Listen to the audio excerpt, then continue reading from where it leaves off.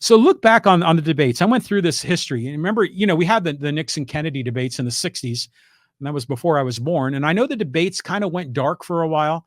And if I recall, I think they were resurrected in 76. And I think it was the League of Women Voters that ran those debates, which is great. And I remember in 1980, there was a third person, John Anderson. Remember, there was Ronald Reagan and Jimmy Carter, and then there was John Anderson, who was like a really hardcore religious conservative. And in the first debate, it was Reagan against John Anderson, and Carter chose not to attend, which I'd have to go back and look at that. That's surprising to me, but he wasn't there. And then for the second debate, it was Reagan against Carter, and John Anderson was not invited. And I think that was a debate where Reagan asked the question, are you better off now than you were 4 years ago? Which was a really compelling argument. And I think that's one of the reasons he won. So you had Reagan and Carter and a little bit of John Anderson in 1980. Then you had Reagan and Mondale in 84, which was when Reagan made that other quip, about I'm not going to exploit the youth and inexperience of my opponent, Walter Mondale, kind of making fun of his own age. And by the way, I think at that time, Ronald Reagan was in his 60s.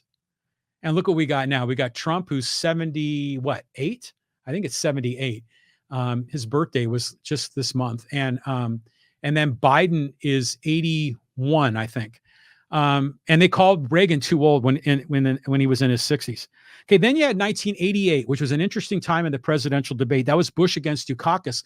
And that's when they got rid of the League of Women Voters. And the League of Women Voters, he thought would be a fairly neutral, nonpartisan, reasonably objective group that could run the debate, to not show any preference either way.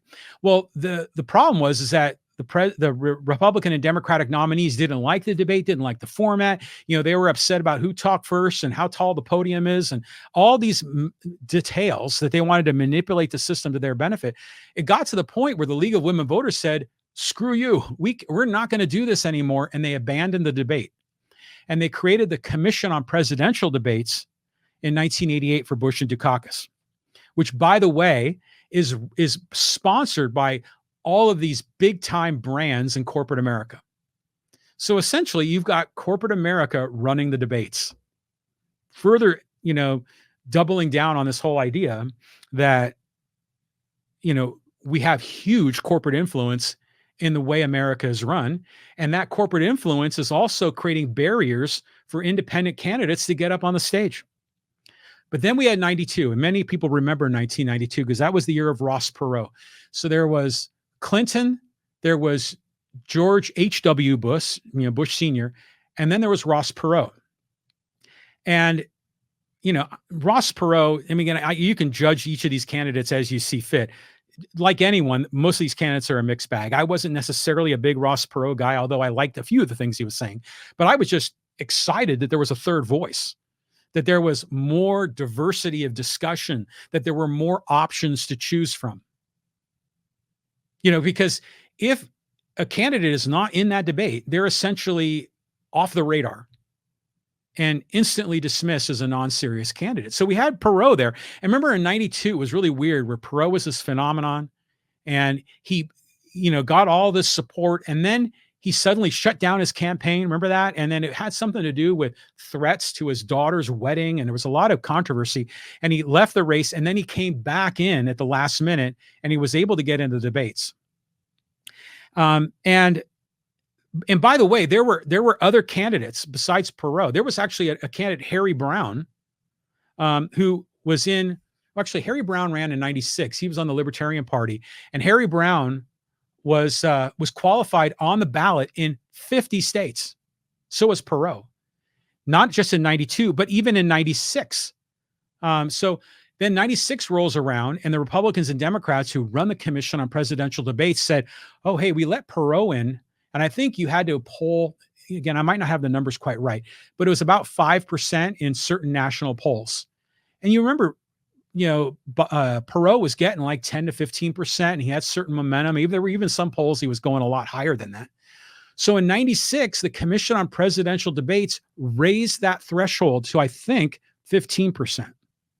And then suddenly, Ross Perot no longer qualified for the debate, and we were left with the 1996 debate of Bob Dole and Bill Clinton. Okay, then you get to 2000, and it's George W. Bush and Gore. You get to 2004, it's Bush and Kerry. 2008, Obama and McCain. Again, just two. 2012, Obama and Romney. 2016, Trump and Hillary Clinton.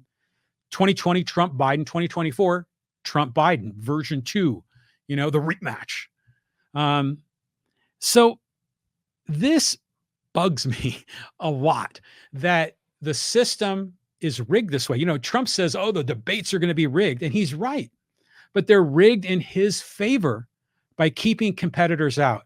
And you'll hear him up on the stage riffing. He'll say, oh yeah, Bobby Kennedy, we could invite him, but he's not really doing that good in the polls, and yada, yada. He doesn't want Kennedy on the stage. Biden certainly doesn't want Kennedy on the stage.